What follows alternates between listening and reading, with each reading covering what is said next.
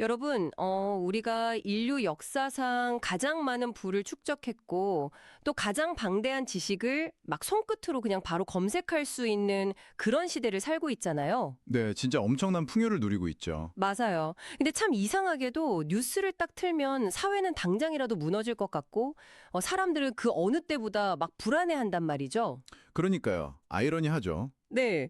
그래서 오늘 우리가 다룰 자료가 정말 흥미로운데요. 2026년 4월 19일 부안에서 진행된 한 강연 내용입니다.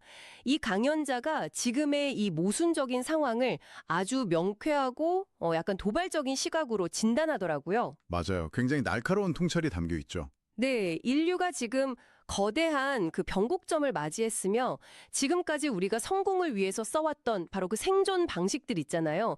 그걸 180도 뒤집지 않으면 다 같이 공멸할 거다. 이런 경고를 던집니다.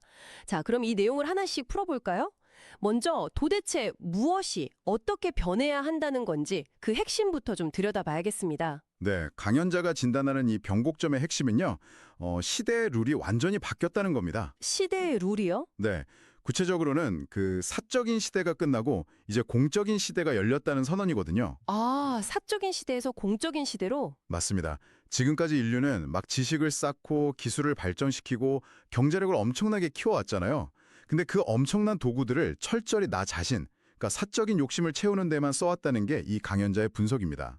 뭐 예를 들면 내 집 평수 늘리기나 내 통장 잔고 쌓기 아니면 내 자식만 좋은 대학 보내기 약간 이런 거 말씀하시는 거죠? 정확해요. 그런 방식들이죠. 하지만 이 자료는 바로 그 사적인 삶의 방식이 이제 한계치에 달았다. 그래서 시스템의 붕괴를 일으키고 있는 지점이 바로 지금 우리가 서 있는 변곡점이라고 설명합니다. 사적인 시대에서 공적인 시대로의 전환이라 방향성은 알겠는데 솔직히 왜 하필 지금 방향을 완전히 틀어야 하는 건지 좀 의문이 들어요. 어떤 부분에서요? 아니 솔직히 내가 열심히 일해서 돈을 벌고 지식을 쌓았으면 그거 나를 위해 쓰는 게 자본주의의 너무 당연한 기본 아닌가요? 강연자는 왜 이걸 그토록 강하게 비판하는 걸까요? 그게 우리가 당연하게 여기는 그 전제 자체를 강연자가 완전히 뒤집어 버리기 때문이거든요. 전제를 뒤집는다. 네. 강연자는 우리가 누리는 지식이나 문화, 그리고 경제적 풍요가 결코 우리 개인이 똑똑해서 쟁취한 전리품이 아니라고 확실하게 선을 긋습니다. 아, 개인이 잘나서 얻은 게 아니다. 맞아요. 자료의 표현을 그대로 빌리자면 이것은 백성의 피와 땀이고 과거 인류의 숱한 희생 속에서 일으켜 세워진 것이다. 이렇게 말하거든요. 와, 인류의 희생이요? 네, 즉 지금의 현대인들은 수천 년간 누적된 인류의 엄청난 희생을 거름 삼아서 피어난 막 온실 속 화초와 같다는 논리인 거죠. 아, 그 부분을 읽으면서 제가 딱 이런 비유가 떠올랐어요. 그러니까 가난한 마을에서 사람들이 막 십시일반 돈을 모아서 가장 똑똑한 아이 한 명을 대표로 대학에 딱 보내준 거예요. 아, 네네. 아주 좋은 비유네요. 그렇죠. 근데 이 아이가 졸업하고 나서 막 번득한 직장에 들어가더니 자기 고향 사람들은 모른 척하고 자기 혼자 뭐 고급 아파트에서 호의호식하는 딱 그런 상황인 거잖아요. 와, 정확히 그 정황입니다. 마을 전체의 자원과 희생이 한 사람에게 집중되었다면 그 결과물인 지식과 힘은 당연히 그 마을의 문제를 해결하는 데 쓰여야 한다는 게 자연의 이치라는 거죠. 아, 너무 이해가 잘 되네요. 강연자는 현대의 우리가 바로 그 혜택을 독식한 그 대학생이라고 지적을 합니다. 그런데 인류 전체의 희생으로 얻어낸 힘을 자기 배를 불리는 데만 계속 쓴다면 어떻게 될까요? 마을 사람들이 가만히 있지 않겠죠. 네, 강연 자료에는 굉장히 직설적인 경고가 등장하거든요. 대자연 혹은 뭐 시스템이 너희들한테 준 힘을 다 걷어버린다 이렇게 말합니다. 맞아요. 저도 그 부분 봤어요. 심지어 시간이 지나도 안 고쳐지면 한 대 맞아야지 이런 엄청 무서운 표현까지 나오더라고요. 네, 아주 강렬한 표현이죠. 근데 이 대목에서 약간 추상적으로 느껴지는 게 있어요. 그 대자연이 힘을 빼앗는다는 게 뭐랄까 어떤 신비주의적인 인과응보? 나 마법 같은 징벌? 그런 걸 뜻하는 건가요? 표면적으로 들으면 무슨 섭리나 하늘의 뜻처럼 들릴 수 있어요. 근데 그 기저에 깔린 작동 원리를 보면 지극히 현실적이고 구조적입니다. 현실적이다. 어떻게 현실적이라는 거죠? 생각해 보세요. 힘과 자본을 가진 자가 사회에 환원하지 않고 사적으로 그냥 독점하기만 한다면 결국 주변의 사회 구성원들은 그 사람과의 협력을 단절하게 됩니다. 아, 꼴 보기 싫으니까 관계를 끊어버리겠네요. 그렇죠. 특히 지금 같은 초연결 사회에서 사회적 신뢰를 잃고 고립된다는 것은요, 곧 그 사람이 가진 자본과 지식이 더 이상 가치를 창출하지 못하고 무너진다는 뜻이거든요. 아, 자연이 힘을 걷어간다는 말이 결국 이기주의가 극에 달했을 때 사회 시스템 스스로가 그 사람을 밀어낸다는 거군요. 맞습니다. 독점된 권력을 해체해버리는 아주 강력한 자정작용을 의미한다고 볼 수 있죠. 그러니까 이기심으로 막 똘똘 뭉친 사람은 결국 시스템에 의해 도태될 수밖에 없다. 이런 아주 현실적인 경고네요. 그렇다면 이 붕괴를 막기 위해서 우리는 구체적으로 어떻게 살아야 할까요? 솔직히 당장 내일 출근해서 전 재산을 다 기부할 수도 없는 노릇이잖아요. 네, 당연히 전 재산을 기부하라는 뜻은 아닙니다. 강연 자료를 보면 여기에 대한 구체적인 행동 지침으로 홍익사행도라는 4단계 실천 방안이 나오거든요. 홍익사행도요? 이름이 되게 거창한데 4단계라고 하셨죠? 네, 강연자가 제시하는 새로운 시대의 생존 매뉴얼 같은 건데요. 이 홍익사행도는 나 자신에게만 쏠려있던 시선을 밖으로 아주 점진적으로 확장하는 4단계의 질문으로 이루어져 있습니다. 오, 어떤 질문들인가요? 첫 번째는 나는 이웃을 위해 무엇을 해야 하는가?입니다. 이웃을 위해. 네. 그리고 다음으로 사회를 위해 무엇을 해야 하는가? 더 나아가서 나라를 위해 무엇을 해야 하는가? 나라까지 갔네요. 그 다음은요. 마지막으로 가장 큰 단위인 나는 인류를 위해 무엇을 해야 하는가? 이렇게 확장됩니다. 와, 스케일이 확 커지네요. 네, 이 4단계의 질문을 일상 속에서 끊임없이 스스로에게 던지고 실천하는 것. 그것이 바로 공적인 삶의 구체적인 모습이라는 거죠. 잠깐만요. 이웃, 사회, 인류를 챙기라는 말은 참 좋은데요. 제가 강연 내용 중에 솔직히 좀 받아들이기 힘든 대목이 하나 있었어요. 어떤 부분이죠? 강연에서 그러잖아요. 팔이 안으로 굽으면 너희를 해치게 된다. 내 식구들만 챙기면 오히려 어려워진다. 이렇게요. 아, 네. 그 부분이 좀 오해하기 쉬운 대목이긴 하죠. 아니, 부모가 내 자식 입에 밥 들어가는 거 먼덕 챙기는 건 인간의 가장 기본적인 생존 본능 아닙니까? 내 식구 안 챙기면 대체 누가 챙겨주나요? 저는 왜 가족을 돌보는 본능을 독이 된다고 표현하는 건지 진짜 이해가 안 가더라고요. 여기서 정말 흥미로운 점은요. 강연자가 가족을 버리거나 절대 돌보지 말라고 이야기하는 게 아니라는 거예요. 그래요? 그럼 무슨 뜻이죠? 오히려 가족을 진정으로 지켜내기 위한 일종의 역설적인 메커니즘을 설명하고 있는 겁니다. 역설적인 메커니즘이요? 네, 한번 가정해 봅시다. 내 식구만 절되게 하려고 남의 기회를 뺏거나 사회적 자원을 나만 독점한다고 쳐요. 당장 내 자식은 편할지 몰라도 그런 이기적인 행동들이 모이고 모이면 결국 사회 전체가 병들고 각박해지잖아요. 아, 내가 치열하게 내 가족만 막 챙기는 동안 내 주변 사회가 점점 망가진다는 거군요. 그렇습니다. 근데 우리 가족이 영원히 집안에만 머물 순 없잖아요. 우리 아이들이 자라서 결국 문을 열고 나가 평생을 살아가야 할 곳이 바로 그 병든 사회라는 겁니다. 아, 진짜 그러네요. 아이들이 살아갈 세상인데. 네, 부모의 이기심이 결과적으로 자기 자녀가 살아갈 생태계를 완전히 파괴하는 결과를 낳는 거죠. 그래서 강연자는 내 식구라는 작은 단위를 넘어서 사회라는 더 큰 생태계를 정화하고 바르게 다스리는 데 힘을 쏟으라고 조언합니다. 아, 왜냐하면 그것이 결국 내 가족을 가장 안전하게 지키는 방법이니까. 정확합니다. 바로 그거죠. 와, 듣고 보니 진짜 소름이 돋네요. 그러니까 내 가족이라는 작은 배만 내가 계속 번쩍번쩍하게 닦고 있었는데 사실 알고 보니까 그 배가 떠 있는 사회라는 바다 전체에다가 내가 막 폐수를 버리고 있었던 셈이네요. 네, 바다가 썩어버리면 내 배도 결국 무사할 수 없겠죠. 아주 훌륭한 비유입니다. 와, 정말 와닿네요. 그리고 강연자는 이 대목에서 지혜가 작동하는 원리도 하나 덧붙이거든요. 지혜의 원리요? 그건 또 뭐죠? 인간은 자기 사적인 욕심에 탁 사로잡히는 순간 시야가 극도로 좁아집니다.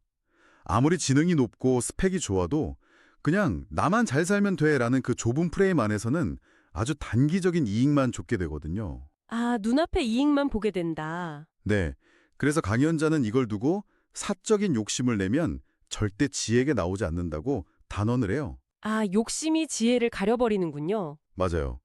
반대로 이웃과 인류를 이롭게 하겠다는 공적인 마인드를 가질 때 비로소 전체의 판을 읽어내는 통찰, 즉 그동안 닫혀있던 진짜 지혜가 열린다는 논리입니다. 그러니까 사적인 욕심이 결국 지능은 높아도 지혜는 꽉 막혀버리게 만드는 그런 일종의 터널 시야를 만든다는 거군요. 와, 진짜 흥미롭습니다. 자, 이렇게 우리가 이웃과 사회, 나아가 인류를 위해 시야를 넓혀야 한다는 철학을 쭉 들여다봤는데요. 여기서 강연자가 스케일을 엄청나게 키웁니다. 네, 여기서 스케일이 확 커지죠. 이 거대한 철학적 과제가 사실상 특정 국가, 바로 대한민국의 역사적 정체성과 직결되어 있다고 주장을 하거든요. 그러니까 이 나라 전체가 하나의 거대한 특수학교라는 거예요. 너무 신선한 시각 아닌가요? 맞아요.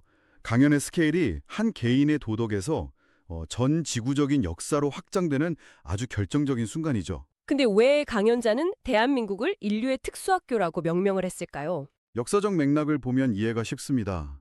전후 가장 가난하고 참혹했던 잿더미 국가가 불과 70년이라는 짧은 시간 안에 세계 최고 수준의 경제력과 문화적 파급력을 갖춘 국가로 엄청나게 성장했잖아요. 네, 진짜 한강의 기적이라고 불리죠. 강연자는 이 기적 같은 압축 성장이 그냥 단순한 우연이나 경제력 성과가 아니라고 봅니다. 이것은 언젠가 인류 전체를 이끌어갈 지도자들을 속성으로 키워내기 위해서 설정된 전 세계에 유례가 없는 아주 특수한 인큐베이터였다는 해석이죠. 인큐베이터라니 진짜 독특한 관점이네요. 아, 그리고 그 인큐베이터 안에서 집중 교육을 받은 대상으로 그 베이비 부머부터 X세대까지를 딱 콕 집어서 언급하는 대목도 되게 인상 깊었어요. 네, 그 세대들이 겪은 아주 특수한 경험에 주목을 한 거죠. 이 세대들이 어릴 때 학교에서 선생님한테 막 몽둥이로 맞아가면서 강제로 외워야 했던 문장이 있잖아요. 우리는 민족의 역사적 사명을 띠고 이 땅에 태어났다. 네, 국민교육헌장 첫 문장이죠. 맞아요. 근데 강연자는 이 문장조차 그냥 예사롭게 보지 않더라고요. 네, 그 당시 시대상을 생각해보면 이게 진짜 신기한 일이거든요. 당장 먹을 쌀도 없어서 굶주리던 완전 최빈국이었잖아요. 그렇죠. 진짜 가난했죠. 그런데 그 코 흘리게 초등학생들에게 너희는 앞으로 인류 공용에 이바지해야 한다. 이런 거창한 사명을 매를 때려가면서 막 쇠뇌하듯이 주입을 했단 말이죠. 아, 듣고 보니까 진짜 그러네요. 배고픈 애들한테 인류 공영을 가르쳤어요. 네, 강연자는 이 아이러니한 역사적 사실을 미래의 글로벌 리더를 양성하기 위한 초강도 조기 교육으로 해석을 합니다. 실제로 이 세대는 역사상 처음으로 남녀노소 가리지 않고 전 세계의 지식과 문화를 스폰지처럼 흡수하면서 자라난 세대거든요. 응축해서 받은 세대라는 말이 딱 맞네요. 그렇죠. 근데 밥 굶는 아이들에게 인류 공영을 가르쳤다는 게 지금 보면 정말 초현실적이긴 합니다. 자, 그렇다면 여기서 논리적으로 다음 질문이 따라올 수밖에 없어요. 어떤 질문이죠? 우리가 그렇게 엄청난 지식을 막 흡수하고 사명까지 부여받은 리더들이라면 도대체 서울의 이 작은 아파트에 앉아있는 평범한 직장인이 어떻게 인류를 이끈다는 건가요? 내가 당장 비행기를 타고 제네바로 날아가서 유엔에서 연설이라도 해야 합니까? 아닙니다. 비행기를 타실 필요는 없어요. 강연자의 실천 방안은 아주 뜻밖의 공간을 지목하거든요. 뜻밖의 공간이요? 어딘가요? 바로 인터넷입니다. 인터넷이요? 네. 이 강연의 철학이 현대의 기술과 가장 실용적으로 딱 맞닿는 지점인데요. 우리는 흔히 인터넷을 단순히 물건 쇼핑을 하거나 아니면 쇼폼 영상 보면서 웃고 넘기는 오락거리로 치부하기가 쉽잖아요. 그렇죠. 주로 킬링타임용으로 많이 쓰죠. 하지만 강연자는 컴퓨터와 인터넷망을 인류 사회가 공용으로 쓰는 거대한 지혜의 도서관으로 완전히 재정의합니다. 지혜의 도서관이요? 아, 그러니까 뭐랄까 내가 오늘 하루 겪었던 직장 상사와의 갈등 아니면 사회 뉴스를 보고 느낀 점들 이런 걸 잘 정제해서 내 블로그나 소셜 미디어에 올리는 그 행위 자체가 뭔가 의미가 있다는 건가요? 정확합니다. 바로 그거예요. 강연자는 우리가 겪는 일상의 막 고민들, 사회의 모순들, 그리고 그걸 어떻게 바르게 해결할 수 있을지 스스로 성찰한 일종의 반성문 같은 글이나 문화를 인터넷에 공유하는 그 순간을 굉장히 주목합니다. 아, 내가 깨달은 걸 올리는 순간을요? 네, 그 글과 생각들은 즉시 국경을 넘어 글로벌 네트워크로 편입되잖아요. 이게 결국 인류의 집단지성을 형성하는 소중한 데이터가 되는 것이죠. 와, 집단지성의 데이터가 된다고요? 네, 그러니까 멀리 나가서 세상을 구하라는 뜻이 절대 아닙니다. 내 방 안에서 그냥 키보드를 두드려서 내가 깨달은 그 작은 지혜 한 조각을 인류의 공용 공간에 보태는 것. 그것이 강연자가 말하는 인류 공용에 이바지하는 가장 현실적이고 가장 강력한 첫걸음이라는 겁니다. 아, 그러니까 내 키보드 앞이 곧 인류를 이끄는 조종적이 될 수 있다? 이런 말이네요. 진짜 멋진 관점입니다. 근데 여기서 정말 거대한 모순 하나와 딱 마주치게 되거든요. 어떤 모순인가요? 아니, 강연자의 말대로라면 이 사회엔 그렇게 엄청난 지식을 갖추고 막 사명을 띤 인재들이 이렇게나 많은데 현실의 사회 시스템은 왜 이렇게 엉망진창으로 삐걱대고 있는 걸까요? 왜 뉴스를 보면 진짜 화나고 분노할 일밖에 없는 거죠? 아, 그 부분은 이 강연에서 가장 비판의 날이 서 있는 아주 뼈아픈 대목과 연결됩니다. 강연자는 그 원흉으로 완전히 괴물이 되어버린 조직 카르텔을 지목하거든요. 조직 카르텔이요? 네, 강연자는 원래 조직이라는 것이 어떻게 탄생했는지를 먼저 묻습니다. 생각해보면 개인의 힘으로는 도저히 해낼 수 없는 거대한 사회적 과제가 있잖아요. 그렇죠. 개인이 다 할 수는 없으니까요. 그걸 해결하기 위해서 국민들이 자신들의 피와 땀을 모아서 막대한 권력과 자원을 쥐어준 것이 바로 국가기관, 거대 정당, 종교, 기업 같은 이런 조직들입니다. 아, 그러니까 원래 조직이란 건 국민들이 큰일을 좀 대신해달라고 힘을 실어준 거잖아요. 맞아요. 그런데 그 조직들이 힘을 딱 쥐자마자 본래의 목적은 까맣게 잊어버렸다는 거죠. 그렇습니다. 강연자가 묘사하는 카르텔의 생애 주기를 보면 이렇습니다. 처음엔 공적인 목적을 위해 힘을 얻은 조직이 어느 순간부터는 국민이 아니라 자기 조직의 생존, 그리고 자기 조직의 덩치 키우기만을 위해서 작동하기 시작합니다. 아, 목적이 변질된 거네요. 네. 자기 조직에 이익이 되면 편을 가르고 조금이라도 쓸모가 없으면 국민조차 가차없이 잘라버리는 거죠. 사람을 섬겨야 할 조직이 오히려 사람을 억압하고 착취하는 괴물, 즉 거대한 이익 집단인 카르텔로 변질되었다는 아주 통렬한 비판입니다. 와, 듣기만 해도 답답하네요. 그런데 이런 조직, 카르텔이라는 게 구체적으로 어떤 집단들을 말하는 건가요? 여기서 제가 꼭 짚고 넘어가야 할 아주 중요한 포인트가 있어요. 강연자가 여기서 굉장히 공평하게 모두를 비판하고 있다는 점이 아주 흥미롭거든요. 공평하게 비판한다고요? 네, 이 강연이 지적하는 카르텔 문제는 특정 정당, 좌파나 우파의 문제, 아니면 특정 국가만의 문제가 절대 아닙니다. 강연자는 미국의 정치 조직, 공산당, 그리고 전 세계를 주름잡는 거대 기업들, 심지어는 아무도 건드리지 못하는 성역으로 여겨지는 대형 종교 단체들까지 모두 이 카르텔의 늪에 빠져 있다고 꼬집습니다. 아, 그러니까 이건 우파나 좌파 혹은 자본주의나 공산주의 같은 그런 이념의 문제가 아니군요. 전혀 아닙니다. 이념을 넘어서서 권력과 자본이 모였을 때 그것을 공적으로 쓰지 않는 모든 구조적 타락을 아주 정면으로 저격하고 있는 거네요. 와, 진짜 스케일이 다르네요. 맞습니다. 그래서 앞서 우리가 이야기했던 그 대자연의 경고, 시스템의 자정작용 있잖아요. 그게 여기서 똑같이 적용됩니다. 아, 아까 한 대 맞아야지 했던 그 부분이요. 네. 아무리 거대하고 끝없어 보이는 조직이라도 결국 이기적인 카르텔로 똘똘 뭉쳐서 국민을 외면한다면 종국에는 스스로 무너져 내릴 수밖에 없다는 것이 강연자의 냉혹한 진단입니다. 와, 결국 모든 이야기가 처음에 던졌던 화두로 다시 돌아오네요. 바로 변곡점. 네, 퍼즐이 맞춰지죠? 그러니까 나만 잘 살겠다고 막 아등바등 하던 그 개인주의의 시대, 그리고 자기 조직만 배를 불리던 카르텔의 시대가 이제 한계에 꽉 부딪혀서 세상을 이렇게 엉망으로 만들었다는 거네요. 맞습니다. 이 붕괴 직전에 브레이크 없는 열차를 당장 멈춰 세우고 이웃과 사회, 인류를 향하는 공적인 방향으로 핸들을 완전히 180도 꺾는 것. 그것이 우리가 마주한 도저히 피할 수 없는 시대의 요구라는 거군요. 정확하게 정리해 주셨습니다. 세상을 바르게 돌려놓는 출발점은요, 결코 어떤 대단한 영웅의 탄생이 있지 않습니다. 그럼 어디에 있죠? 그 거대한 사적인 성벽 안에 갇혀있던 우리 개개인이 스스로 문을 열고 나오는 것부터 시작된다는 거죠. 내 가족의 안위에만 머물던 좁은 시야를 탁 거두고 나의 지식과 나의 생각들이 어떻게 우리 사회에 이바지할 수 있을지 성찰하는 일상의 전환. 강연자는 그 일상의 전환 자체가 가장 강력한 혁명이라고 말하는 겁니다. 와, 오늘 정말 지적으로 꽉 찬 여정이었습니다. 나 개인의 통장 잔고와 내 가족의 안위에서 딱 출발했던 고민이 대한민국이라는 국가의 정체성을 지나서 인터넷이라는 거대한 망을 타고 인류 전체의 공영으로까지 쭉 이어졌어요. 네, 스케일이 정말 엄청나죠? 평소에 되게 좁은 시야에 갇혀있던 머릿속이 뻥 뚫리는 기분입니다. 그래서 이 모든 게 우리에게 어떤 의미일까요? 정보의 호수 속에서 우리는 매일같이 무언가를 읽고 또 무언가를 씁니다.